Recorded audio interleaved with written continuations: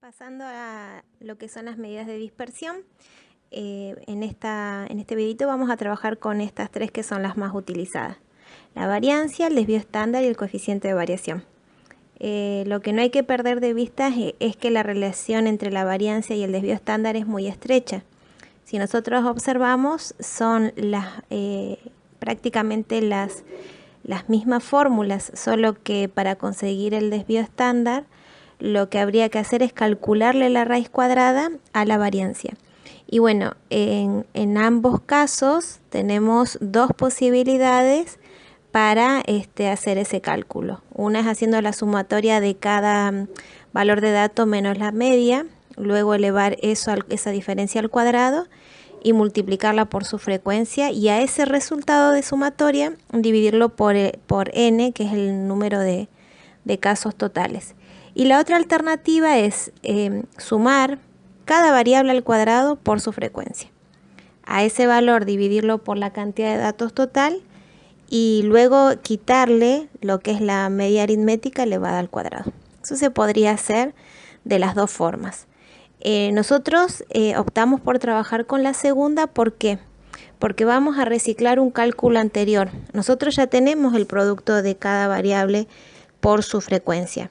Lo que hay que hacer con esa columna es simplemente agregarle el producto otra vez por el valor x sub i, que como en este caso son datos agrupados, lo que vamos a hacer es usar el representante de cada intervalo. Entonces yo tendría x sub i por f sub i, nuevamente por x sub i, lo que estoy obteniendo es x sub i al cuadrado.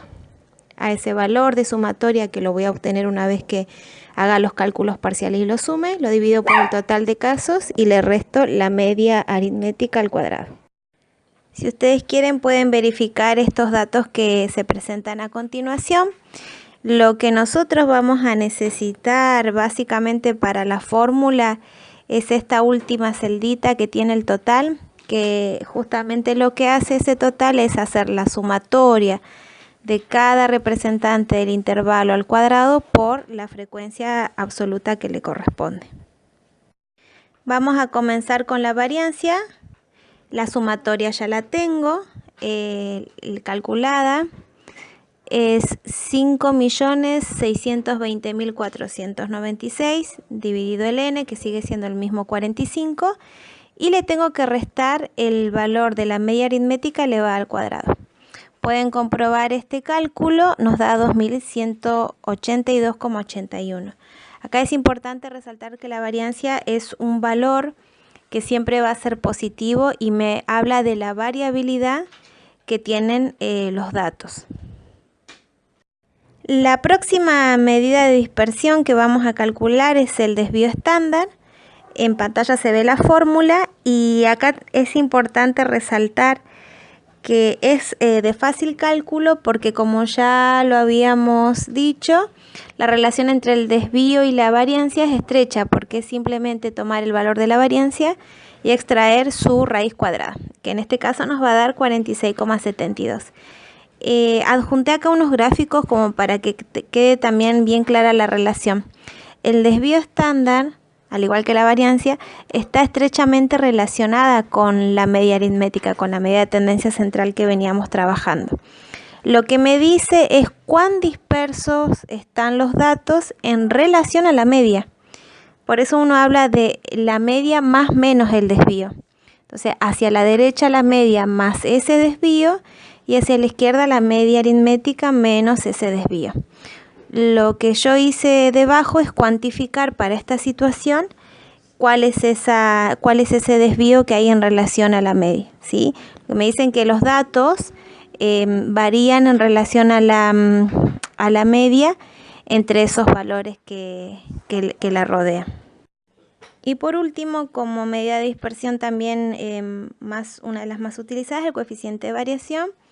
Es simple el cálculo, es un cociente entre el desvío y la media aritmética, dos valores que ya tenemos previamente calculados, y en este caso nos da 6,23. Bastante alejado de lo que uno pretende. Recuerden que la medida que se propone es de la cátedra para caracterizar en general al conjunto de datos. es utilizar el 0,10. En este caso es 6,23, bastante lejos. Lo que estamos diciendo es que el comportamiento de los datos representa un conjunto que no es homogéneo. También es importante decir que si bien a veces el conjunto de datos no es homogéneo, cuando yo tengo el valor de desvío y media aritmética de dos conjuntos totalmente distintos, de dos recolecciones distintas, lo que yo puedo hacer es comparar, ¿sí? Y decir cuál es el conjunto de datos que se comporta más homogéneo que otro. Puedo, a pesar de que no sean, sí, puedo usarlo como una medida de comparación entre dos conjuntos de datos distintos. Por último, nos queda trabajar con las medidas de posición. Tenemos los cuartiles, que divide al 100% en cuartos, los deciles, que dividen en 10 partes iguales al porcentaje, los quintiles, que dividen en quintos, y los centiles o percentiles, que van 1 a 1, o sea que tenemos 100 centiles o 100 percentiles. La más genérica de todas las fórmulas es la del centil. En el gráfico se entiende un poco mejor cómo es la relación entre los deciles, cuartiles y quintiles. Deciles tenemos 10, cuartiles tenemos 4 y quintiles tenemos 5. Otra relación que es interesante resaltar es que es la equivalencia que puede existir o no entre cada una de estas particiones. Por ejemplo, en el quinto decil y el segundo cuartil es equivalente a la mediana. ¿Por qué? Porque divide al conjunto de datos por la mitad, es decir, el 50%. Y si quisiera llevar esto a la fórmula del centil, lo que tendría es el centil número 50. A modo de ejemplo, acá hay algunas relaciones también escritas, algunas equivalencias.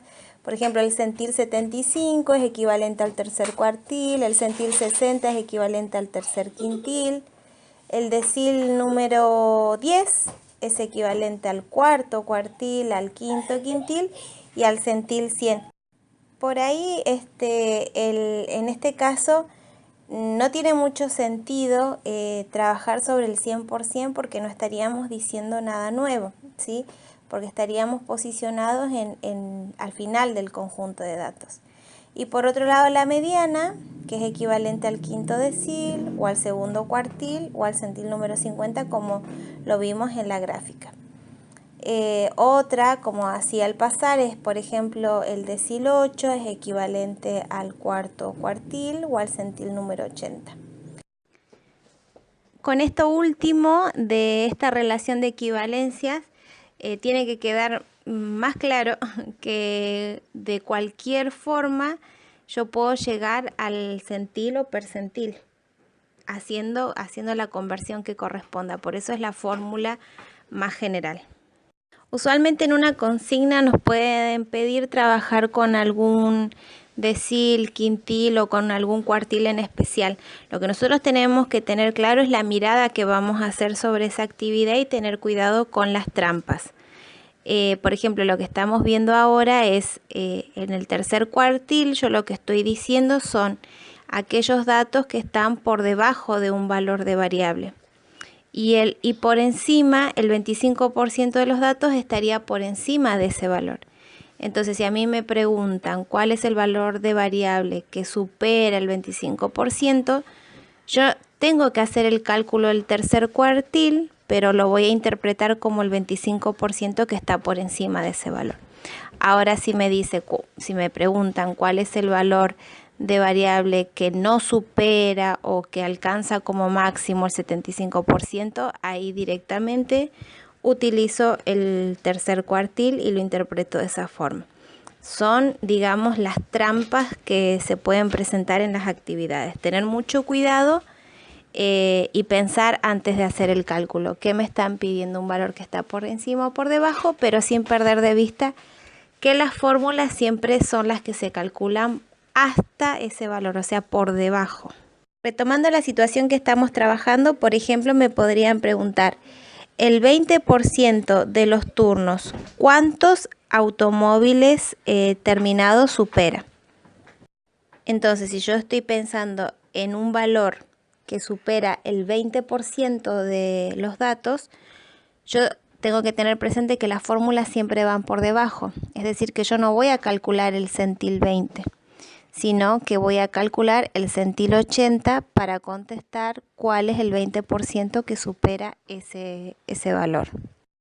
Esta fórmula es muy similar a la de la medida de tendencia central mediana y al igual usamos el mismo criterio para ubicarnos.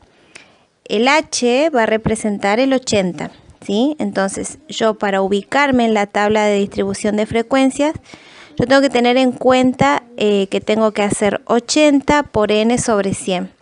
Y en base a lo que me otorgue esa parte de la fórmula, recién voy a empezar a hacer mi cálculo y a ubicarme cuál es el intervalo sobre el cual yo voy a trabajar. En este caso, si hacemos la cuenta, 80 por 45 dividido en 100 me da 36.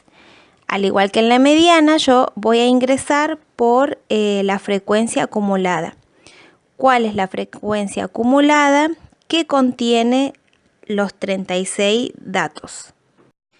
Entrando por la frecuencia acumulada, observamos que justo el último intervalo es el que contiene el 36, porque es el que acumuló 45 datos, por lo tanto queda contenido el dato que se encuentra en la posición 36.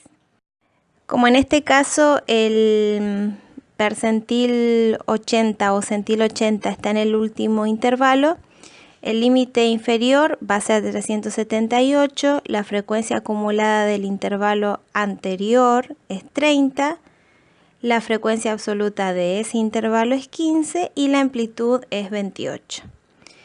Luego de hacer este cálculo, nosotros ya podemos pasar a informar e interpretar ese valor. Vemos la fórmula con cada uno de los reemplazos para el centil 80 y nos da 389,2. Es decir, que el 20% de los turnos supera la producción de 389,2 automóviles terminados. También me podrían preguntar cuál es el 80% de los turnos, qué cantidad de automóviles alcanza a terminar, y podría también contestar con el mismo valor. Tiene su doble interpretación, el 80% que alcanza como máximo y el 20% que supera ese valor.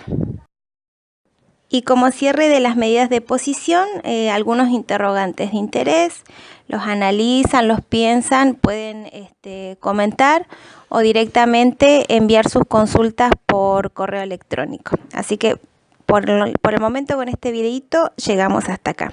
Muchas gracias.